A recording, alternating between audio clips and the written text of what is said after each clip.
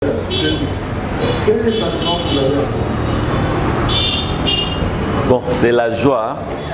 C'est la joie parce que vous savez qu'avant les élections, il y a eu beaucoup de bruit, il y a eu beaucoup de spéculations qui faisaient qu'il y avait beaucoup de candidats indépendants qui cherchaient à se faire élire en Mbuji-Mayi au Kasaï oriental, qui est le chef de l'État,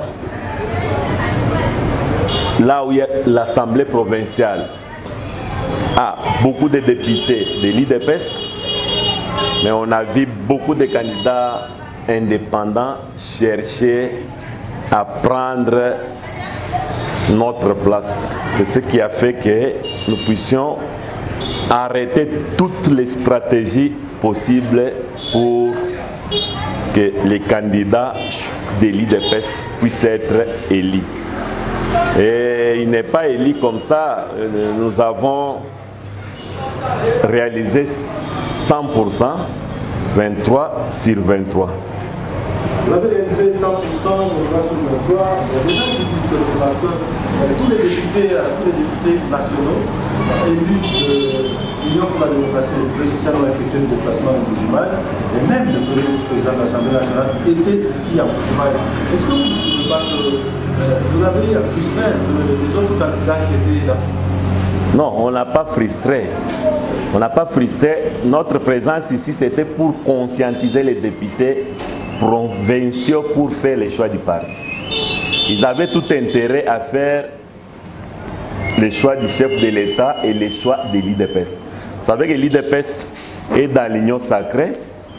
Et l'Union sacrée, presque tous les députés, même FCC, tous sont de l'Union sacrée. Je ne pensais pas qu'on pouvait faire le contraire.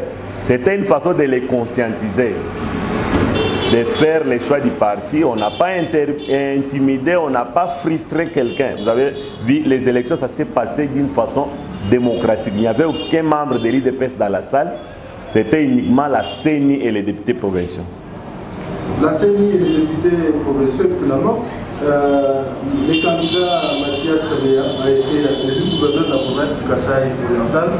Est-ce que vous avez quand même donné au candidat certaines directives pour qu'on ne retombe pas dans ce qu'on a connu dans le passé? Oui, il a donné lui-même son CV. Vous avez suivi son discours programme. Nous, ce qu'on devait faire au niveau de la population, c'est de les soutenir. Parce que moi, je sais, quand j'ai suivi son discours, il a touché presque tous les secteurs. C'est bien son discours jusque-là au niveau des théories, mais il faudrait concrétiser ça. Pour les concrétiser, la population doit lui faciliter aussi en payant la taxe, en payant, en s'en quittant de leurs attributions pour lui permettre de bien fonctionner. Pourquoi pas le gouvernement central aussi, pourquoi pas aussi le chef de l'État qui est fils de cette province. Il doit profiter de réaliser ces différents projets à travers Kabeya Mathiabit.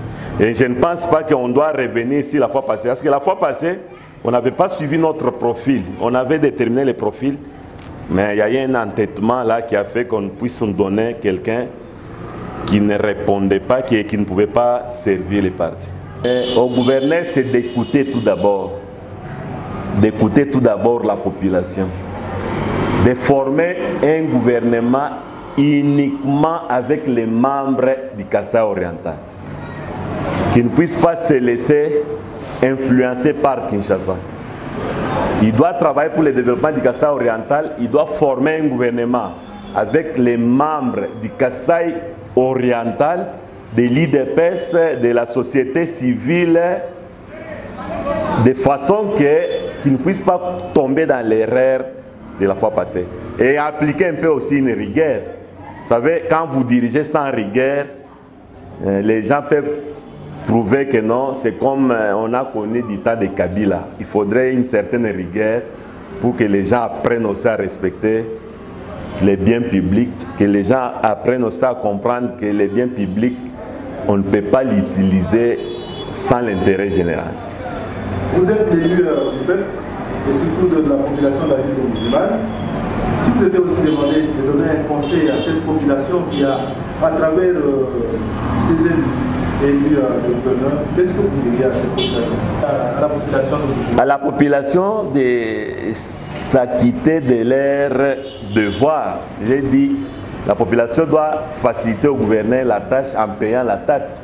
Vous savez que nous avons aussi une culture, jusque-là, quand on vous demande la taxe, vous trouvez que vous ne pouvez pas payer. Mais si vous ne payez pas la taxe, comment lui, le gouverneur, peut travailler? La population de lui faciliter aussi la tâche de l'accompagner. Il y a la société civile, il y a les différentes couches qui doivent l'accompagner dans l'élevage, dans les différents projets qu'il a donnés dans son discours programme. Parce que lui-même l'a reconnu que sans le soutien de la population, tout ce qu'il a dit ici ne peut pas se réaliser. Ensemble avec la population, je crois, il va réaliser son projet dans peu de temps qui reste. Parce qu'il ne nous reste pas encore beaucoup de jours. Il y a quelques mois qui nous restent. Il faudrait que les bilans que le président de la République avait promis là, qu'il soit réalisé à travers notre gouverneur. Merci. Les représentants des groupes, les députés nationaux, et puis,